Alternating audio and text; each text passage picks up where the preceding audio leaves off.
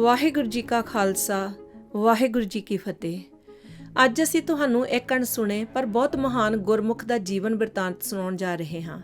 ਤੁਸੀਂ ਇਵੇਂ ਹੀ ਸਜੇ ਰਹੋ ਅਤੇ ਮਨ ਲਾ ਕੇ ਇਹਨਾਂ ਗੁਰਮੁਖਾਂ ਦੇ ਜੀਵਨ ਬਾਰੇ ਵਡਮੁੱਲੀ ਜਾਣਕਾਰੀ ਪ੍ਰਾਪਤ ਕਰੋ ਜੀ। ਗੁਰਮੁਖਾਂ ਦੇ ਜੀਵਨ ਬਾਰੇ ਸੁਣ ਕੇ ਤੁਹਾਡੇ ਮਨ ਵਿੱਚ ਭਗਤੀ ਵਾਸਤੇ ਉਤਸ਼ਾਹ ਪੈਦਾ ਹੋਵੇਗਾ ਅਤੇ ਤੁਹਾਡੇ ਮਨ ਵਿੱਚ ਗੁਰੂ ਸਾਹਿਬ ਲਈ ਪ੍ਰੇਮ ਉਤਪੰਨ ਹੋਵੇਗਾ। ਇਸ ਵੀਡੀਓ ਵਿੱਚ ਪਿਛਲੀਆਂ ਵੀਡੀਓ ਨਾਲੋਂ ਵਾਧਾ ਇਹ ਹੈ ਕਿ ਬਾਬਾ ਰਾਮ ਸਿੰਘ ਜੀ ਦੇ ਜੀਵਨ ਨਾਲ ਸੰਬੰਧਿਤ ਅਨੇਕ ਘਟਨਾਵਾਂ ਦੀਆਂ ਤਸਵੀਰਾਂ ਤਿਆਰ ਕਰਵਾਈਆਂ ਗਈਆਂ ਹਨ ਤਾਂ ਕਿ ਉਹਨਾਂ ਦੇ ਜੀਵਨ ਚਰਿੱਤਰ ਦੀ ਇਹ ਵੀਡੀਓ ਆਪ ਸੰਗਤਾਂ ਨੂੰ ਵਧੇਰੇ ਦਿਲਚਸਪ ਲੱਗੇ ਅਤੇ ਚੰਗੀ ਤਰ੍ਹਾਂ ਸਮਝ ਆ ਜਾਵੇ। ਬਾਬਾ ਰਾਮ ਸਿੰਘ ਜੀ ਭਾਈ ਸਾਹਿਬ ਰਣਧੀਰ ਸਿੰਘ ਜੀ ਦੇ ਅਤ ਨਿਕਟਵਰਤੀ ਸਾਥੀ ਸਨ ਅਤੇ ਉਹਨਾਂ ਦਾ ਪਿੰਡ ਫੱਲੇਵਾਲ ਜ਼ਿਲ੍ਹਾ ਲੁਧਿਆਣੇ ਵਿੱਚ ਵਾਕਿਆ ਹੈ। ਪਿੰਡ ਫੱਲੇਵਾਲ ਭਾਈ ਸਾਹਿਬ ਦੇ ਪਿੰਡ ਨਾਰੰਗਵਾਲ ਤੋਂ 3 ਕਿਲੋਮੀਟਰ ਦੱਖਣ ਵਾਲੇ ਪਾਸੇ ਹੈ। ਭਾਈ ਸਾਹਿਬ ਨੇ ਇੱਕ ਕਿਤਾਬ ਰੰਗਲੇ ਸੱਜਣ ਵਿੱਚ ਆਪਣੇ ਨਿਕਟਵਰਤੀ 23 ਮਹਾਂਪੁਰਖਾਂ ਗੁਰਮੁਖਾਂ ਦੇ ਜੀਵਨ ਅੰਕਿਤ ਕੀਤੇ ਹਨ ਅਤੇ ਇਸ ਕਿਤਾਬ ਵਿੱਚ ਬਾਬਾ ਰਾਮ ਸਿੰਘ ਫੱਲੇਵਾਲ ਅਤੇ ਉਹਨਾਂ ਦੀ ਸੁਪਤਨੀ ਮਾਈ ਪ੍ਰੇਮ ਕੌਰ ਦਾ ਜੀਵਨ ਸਭ ਤੋਂ ਪਹਿਲੇ ਨੰਬਰ ਤੇ ਅੰਕਿਤ ਹੈ। ਬਾਬਾ ਰਾਮ ਸਿੰਘ ਜੀ ਦਾ ਜਨਮ 1863 ਵਿੱਚ ਪਿੰਡ ਫੱਲੇਵਾਲ ਜ਼ਿਲ੍ਹਾ ਲੁਧਿਆਣੇ ਵਿਖੇ ਭਾਈ ਸਾਹਿਬ ਸਿੰਘ ਜੀ ਦੇ ਗ੍ਰਹਿ ਵਿਖੇ ਹੋਇਆ ਸੀ। ਉਸ ਜ਼ਮਾਨੇ ਵਿੱਚ ਪੜ੍ਹਾਈ ਲਿਖਾਈ ਕੋਈ ਵਿਰਲਾ ਹੀ ਕਰਦਾ ਸੀ, ਸੋ ਬਾਬਾ ਜੀ ਵੀ ਸਕੂਲ ਨਹੀਂ ਸਨ ਗਏ ਅਤੇ ਆਪਣੀ ਪਹਿਲੀ ਉਮਰ ਵਿੱਚ ਆਪਣੇ ਪਿਤਾ ਜੀ ਨਾਲ ਖੇਤੀਬਾੜੀ ਦਾ ਕੰਮ ਕਰਦੇ ਰਹੇ। 1881 ਵਿੱਚ 18 ਸਾਲਾਂ ਦੀ ਉਮਰ ਵਿੱਚ ਉਹ ਜੀਂਦ ਰਿਆਸਤ ਦੀ ਰਾਜਧਾਨੀ ਸੰਗਰੂਰ ਵਿਖੇ ਰਸਾਲੇ ਵਿੱਚ ਸਿਪਾਹੀ ਦੇ ਤੌਰ ਤੇ ਭਰਤੀ ਹੋ ਗਏ।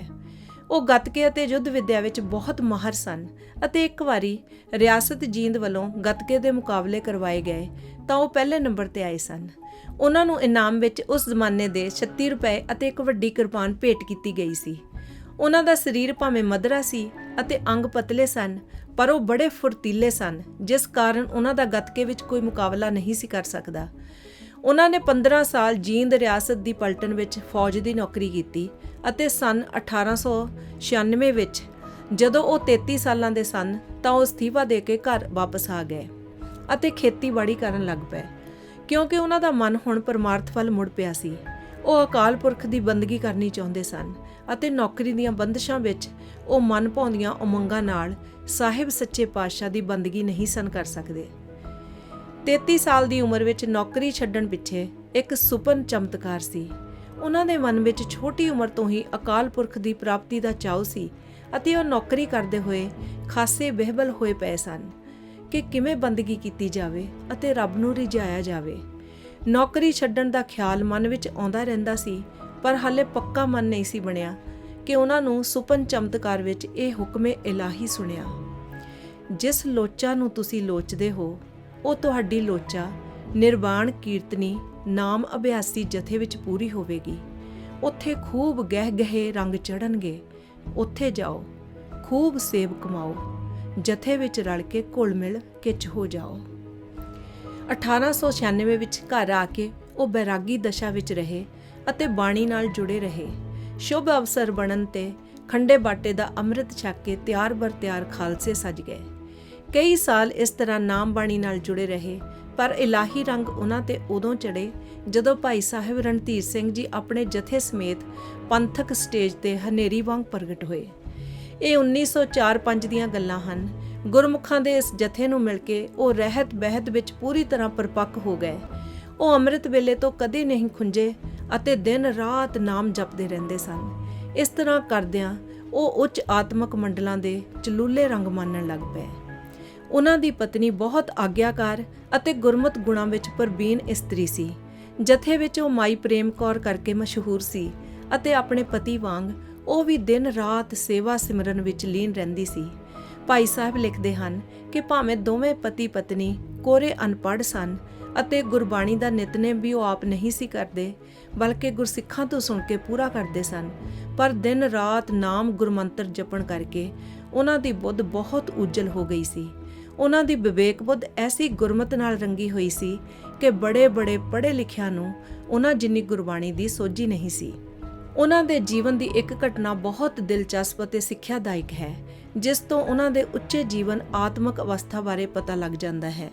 ਉਹਨਾਂ ਦਾ ਇੱਕ ਭਤੀਜਾ ਜੋ ਚੀਨ ਮਲਾਇਆ ਦੇ ਟਾਪੂਆਂ ਤੇ ਕਮਾਈ ਕਰਨ ਗਿਆ ਸੀ, ਬਹੁਤ ਬਿਮਾਰ ਹੋ ਕੇ ਵਾਪਸ ਪਿੰਡ ਆ ਗਿਆ। ਉਸ ਨੂੰ ਕੋਈ ਲਾ ਇਲਾਜ ਬਿਮਾਰੀ ਲੱਗ ਗਈ ਸੀ, ਜਿਸ ਕਾਰਨ ਨਾ ਉਹ ਤੁਰ ਸਕਦਾ ਸੀ ਨਾ ਬੈਠ ਸਕਦਾ ਸੀ, ਬਸ ਸਿੱਧਾ ਲੰਮਾ ਪੈ ਸਕਦਾ ਸੀ। ਉਸ ਨੂੰ ਖੜੇ ਹੋਣ ਲਈ ਸਹਾਰੇ ਦੀ ਲੋੜ ਹੁੰਦੀ ਸੀ। ਉਸ ਦੇ ਬਚਣ ਦੀ ਕੋਈ ਉਮੀਦ ਨਹੀਂ ਸੀ ਅਤੇ ਡਾਕਟਰਾਂ ਵੈਦਾਂ ਨੇ ਵੀ ਉਸ ਦੀ ਬਿਮਾਰੀ ਨੂੰ ਲਾ ਇਲਾਜ ਕਹਿ ਕੇ ਪੱਲਾ ਛਡਾ ਲਿਆ ਸੀ। ਜਦ ਸਭ ਆਸਾਂ ਟੁੱਟ ਜਾਂਦੀਆਂ ਹਨ ਤਾਂ ਇਨਸਾਨ ਨੂੰ ਰੱਬ ਹੀ ਚੇਤੇ ਆਉਂਦਾ ਹੈ। ਉਸ ਦਿਨ ਬਾਬਾ ਜੀ ਦੇ ਘਰੇ ਕੀਰਤਨ ਸਮਾਗਮ ਹੋ ਰਹੇ ਸਨ ਕਿ ਬਾਬਾ ਜੀ ਦੇ ਬਿਮਾਰ ਭਤੀਜੇ ਨੇ ਬਾਬਾ ਜੀ ਨੂੰ ਮਿਲਣ ਲਈ ਬੇਨਤੀ ਰੂਪ ਸੁਨੇਹਾ ਭੇਜਿਆ। ਬਾਬਾ ਜੀ ਸੰਗਤ ਤੋਂ ਇਜਾਜ਼ਤ ਲੈ ਕੇ ਆਪਣੇ ਭਤੀਜੇ ਨੂੰ ਜਾ ਮਿਲੇ। ਇਹ ਪਰਿਵਾਰ ਬੜੇ ਸਾਲਾਂ ਤੋਂ ਬਾਬਾ ਜੀ ਨਾਲ ਅਣਹੋਂਦਾ ਵੈਰ ਕਰਦਾ ਸੀ ਅਤੇ ਬਾਬਾ ਜੀ ਨਾਲ ਕਈ ਜ਼ਿਆਦਤੀਆਂ ਕੀਤੀਆਂ ਸਨ, ਪਰ ਭਤੀਜੇ ਦੀ ਬਿਮਾਰੀ ਦਾ ਸੁਣ ਕੇ ਬਾਬਾ ਜੀ ਕਰੁਣਾ ਰਸ ਨਾਲ ਭਰ ਗਏ ਅਤੇ ਸਭ ਕੁਝ ਭੁਲਾ ਕੇ ਬੜੇ ਪਿਆਰ ਨਾਲ ਬਿਮਾਰ ਭਤੀਜੇ ਨੂੰ ਮਿਲੇ। ਭਤੀਜੇ ਨੇ ਤਰਲੇ ਲੈ ਕੇ ਬੇਨਤੀ ਕੀਤੀ ਕਿ ਚੜ੍ਹਦੀ ਕਲਾ ਵਾਲੇ ਗੁਰਮੁਖ ਤੁਹਾਡੇ ਘਰ ਆਏ ਹੋਏ ਹਨ, ਤੁਸੀਂ ਕਿਰਪਾ ਕਰਕੇ ਇਸ ਜਥੇ ਪਾਸੋਂ ਮੇਰੇ ਪਰਥਾਏ ਇੱਕ ਸ੍ਰੀ ਅਖੰਡ ਪਾਠ ਸਾਹਿਬ ਕਰਵਾ ਦਿਓ। ਮੈਨੂੰ ਪੂਰੀ ਆਸ ਹੈ ਕਿ ਮੈਂ ਠੀਕ ਹੋ ਜਾਵਾਂਗਾ ਅਤੇ ਜੇ ਨਾ ਵੀ ਠੀਕ ਹੋਇਆ ਤਾਂ ਪਾਠ ਸੁਣ ਕੇ ਅੱਗੇ ਦਰਗਾਹ ਵਿੱਚ ਮੇਰੀ ਬਹੁਤ ਸਹਾਇਤਾ ਹੋਵੇਗੀ। ਬਾਬਾ ਰਾਮ ਸਿੰਘ ਜੀ ਦਾ ਕੋਮਲ ਮਨ ਦਰਵੀਭੂਤ ਹੋ ਗਿਆ ਅਤੇ ਉਹਨਾਂ ਨੇ ਆਪਣੇ ਭਤੀਜੇ ਦੀ ਗੱਲ ਸੁਣ ਕੇ ਸੰਗਤ ਵਿੱਚ ਆ ਕੇ ਬੇਨਤੀ ਕੀਤੀ। ਸੰਗਤ ਨੇ ਬੇਨਤੀ ਪ੍ਰਵਾਨ ਕੀਤੀ ਅਤੇ ਭਤੀਜੇ ਨੂੰ ਸੰਗਤ ਵਿੱਚ ਪੇਸ਼ ਹੋਣ ਲਈ ਹੁਕਮ ਭੇਜਿਆ। ਬੰਦਿਆਂ ਦੇ ਸਹਾਰੇ ਨਾਲ ਭਤੀਜੇ ਨੂੰ ਪੇਸ਼ ਕੀਤਾ ਗਿਆ ਕਿਉਂਕਿ ਉਸ ਦਾ ਸਰੀਰ ਬੜਾ ਉੱਚਾ ਲੰਮਾ ਸੀ ਅਤੇ ਉਹ ਆਪ ਤੁਰ ਫਿਰ ਨਹੀਂ ਸੀ ਸਕਦਾ। ਗੁਰੂ ਸਾਹਿਬ ਦੇ ਦਰਬਾਰ ਵਿੱਚ ਸੰਗਤ ਜੁੜੀ ਹੋਈ ਸੀ। ਸਹਾਰੇ ਨਾਲ ਗੁਰੂ ਸਾਹਿਬ ਦੇ ਅੱਗੇ ਖੜਾ ਕੀਤਾ ਗਿਆ। ਗੁਰੂ ਮਹਾਰਾਜ ਦੇ ਤਾਬਿਆ ਬਾਬਾ ਰਾਮ ਸਿੰਘ ਜੀ ਸਜੇ ਹੋਏ ਸਨ। ਉਹਨਾਂ ਨੇ ਖਾਲਸੇ ਵਾਲੀ ਕੜਕਵੀਂ ਆਵਾਜ਼ ਵਿੱਚ ਭਤੀਜੇ ਨੂੰ ਪੁੱਛਿਆ ਕਿ ਜਦੋਂ ਤੂੰ ਚੀਨ ਮਲਾਇਆ ਦੇ ਟਾਪੂਆਂ ਤੇ ਕਮਾਈ ਕਰਨ ਗਿਆ ਸੀ ਤਾਂ ਕੀ ਇਹ ਅਰਦਾਸ ਕੀਤੀ ਸੀ ਕਿ ਤੂੰ ਕਮਾਈ ਵਿੱਚੋਂ ਦਸਵੰਧ ਕੱਢੇਗਾ? ਇਹ ਸੁਣ ਕੇ ਭਤੀਜੀ ਨੇ ਪਛਤਾਵੇ ਵਾਲੀ ਤਰਲੇ ਵਾਲੀ ਆਵਾਜ਼ ਵਿੱਚ ਕਿਹਾ ਕਿ ਹਾਂ, ਇਹ ਗਲਤੀ ਮੈਥੋਂ ਹੋਈ ਹੈ। ਮੈਂ ਕਮਾਈ ਬੜੀ ਕੀਤੀ, ਬੜਾ ਪੈਸਾ ਬਣਾਇਆ, ਪਰ ਦਸਵੰਧ ਕੱਢਣ ਵਾਲਾ ਗੁਰੂ ਸਾਹਿਬ ਨੂੰ ਦਿੱਤਾ ਹੋਇਆ ਬਚਨ ਪੂਰਾ ਨਹੀਂ ਕੀਤਾ। ਸੰਗਤ ਨੇ ਫੈਸਲਾ ਕੀਤਾ ਕਿ ਪਹਿਲਾਂ ਇੱਕ ਇੱਕ ਕੌਡੀ ਗਿਣ ਕੇ ਦਸਵੰਧ ਕੱਢੋ ਅਤੇ ਹੁਣੇ ਹੀ ਹਜ਼ੂਰ ਸਾਹਿਬ ਭੇਜ ਦੇਵੋ। ਉਸ ਤੋਂ ਉਪਰੰਤ ਹੀ ਅਖੰਡ ਪਾਠ ਸਮਾਗਮ ਹੋਵੇਗਾ। ਸੋ ਰੋਗੀ ਭਤੀਜੇ ਨੇ ਉਸੇ ਵੇਲੇ ਹਿਸਾਬ ਕਰਕੇ ਆਪਣੇ ਭਰਾ ਨੂੰ ਬਣਦਾ ਦਸਵੰਧ ਦੇ ਕੇ ਹਜ਼ੂਰ ਸਾਹਿਬ ਰਵਾਨਾ ਕਰ ਦਿੱਤਾ। ਸੰਗਤ ਵੱਲੋਂ ਦੂਸਰੀ ਸ਼ਰਤ ਇਹ ਲਾਈ ਗਈ ਕਿ ਸਾਰਾ ਅਖੰਡ ਪਾਠ ਸਾਹਿਬ ਸੁਣਨਾ ਪਵੇਗਾ, ਜੋ ਕਿ ਇਸ ਰੋਗੀ ਨੇ ਖਿੜੇ ਮੱਥੇ ਪ੍ਰਵਾਨ ਕੀਤੀ। ਅਗਲੇ ਦਿਨ ਸ੍ਰੀ ਅਖੰਡ ਪਾਠ ਸਾਹਿਬ ਸਮਾਗਮ ਆਰੰਭ ਹੋਇਆ। ਪਹਿਲਾਂ ਅੰਮ੍ਰਿਤ ਵੇਲੇ ਤੋਂ 11 ਵਜੇ ਤੱਕ ਸ੍ਰੀ ਆਸਾ ਕੀ ਵਾਰ ਸਹਿਤ ਗੁਰਬਾਣੀ ਦਾ ਅਖੰਡ ਕੀਰਤਨ ਹੋਇਆ। ਕੀਰਤਨ ਤੋਂ ਉਪਰੰਤ ਅਖੰਡ ਪਾਠ ਸਾਹਿਬ ਦੀ ਅਰਦਾਸ ਹੋਈ। ਸਹਾਰਾ ਦੇ ਕੇ ਬਿਮਾਰ ਭਤੀਜੇ ਨੂੰ ਅਰਦਾਸ ਵਿੱਚ ਖੜਾ ਕੀਤਾ ਗਿਆ ਅਤੇ ਅਰਦਾਸ ਦੀ ਸਮਾਪਤੀ ਤੇ ਉਹ ਡੰਡੌਤ ਰੂਪ ਵਿੱਚ ਗੁਰੂ ਸਾਹਿਬ ਦੇ ਅੱਗੇ ਲੰਮਾ ਪੈ ਗਿਆ, ਪਰ ਬਿਨਾਂ ਸਹਾਰੇ ਤੋਂ ਬੈਠ ਗਿਆ। ਇਹ ਗੁਰੂ ਸਾਹਿਬ ਦੀ ਕਿਰਪਾ ਦੀ ਪਹਿਲੀ ਜ਼ਾਹਰ ਨਿਸ਼ਾਨੀ ਸੀ। ਸ੍ਰੀ ਜਪਜੀ ਸਾਹਿਬ ਦੇ ਪਾਠ ਤੋਂ ਉਪਰੰਤ ਕੜਾਹ ਪ੍ਰਸ਼ਾਦ ਵਰਤਾਉਣ ਦੀ ਸੇਵਾ ਸ਼ੁਰੂ ਹੋਈ ਤਾਂ ਬਾਬਾ ਰਾਮ ਸਿੰਘ ਜੀ ਆਪ ਹੀ ਕੜਾਹ ਪ੍ਰਸ਼ਾਦ ਵਰਤਾਉਣ ਦੀ ਸੇਵਾ ਕਰ ਰਹੇ ਸਨ। ਉਹਨਾਂ ਨੇ ਆਪਣੇ ਭਤੀਜੇ ਨੂੰ ਦੇਗ ਦਾ ਗੱਫਾ ਦਿੰਦੇ ਹੋਏ ਬਚਨ ਕੀਤਾ ਕਿ ਇਹ ਪੰਚਾ ਅੰਮ੍ਰਿਤ ਹੈ, ਔਖਦੀਆਂ ਸਿਰ ਸੱਚੀ ਔਖਦੀ, ਇਸ ਨੂੰ ਛਕੋ। ਛਕਦਿਆਂ ਹੀ ਰੋਗੀ ਦੇ ਸਰੀਰ ਵਿੱਚ ਸਾਵਧਾਨਤਾ ਹੋ ਗਈ ਅਤੇ ਉਸਨੇ ਕਿਹਾ, ਮੈਨੂੰ ਹੁਣ ਪਕੜੋ ਨਾ, ਮੈਂ ਆਪ ਬੈਠ ਸਕਦਾ ਹਾਂ। ਇਹ ਗੁਰੂ ਸਾਹਿਬ ਦੀ ਪ੍ਰਤੱਖ ਕਿਰਪਾ ਦੀ ਦੂਜੀ ਨਿਸ਼ਾਨੀ ਸੀ। ਫਿਰ ਗੁਰੂ ਸਾਹਿਬ ਦੀ ਐਸੀ ਕਿਰਪਾ ਹੋਈ ਕਿ ਸ੍ਰੀ ਅਖੰਡ ਪਾਠ ਸਾਹਿਬ ਦੀ ਸਮਾਪਤੀ ਤੱਕ ਉਹ ਐਨ ਰਾਜ਼ੀ ਹੋ ਗਿਆ। ਡਾਕਟਰ ਵੈਦ ਸਭ ਹੈਰਾਨ ਹੋ ਗਏ।